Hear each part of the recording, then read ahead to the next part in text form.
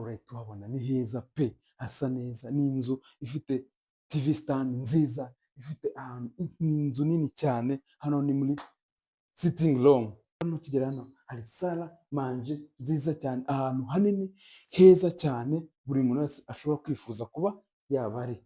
Ngira ngo murahabona ukuntu hameze, ni ahantu heza cyane. Ushobora kwibaza uti se iyi nzu ifite ibyumba bingahe? Ifite ibyumba 4 mu nzu na dushe 3 mu nzu. Urashobora kwibaza uti se wayibonera ku mafaranga angahe? Ni amafaranga make cyane, nawe kabi yawe miliyoni 130 ukaba wayitsindira.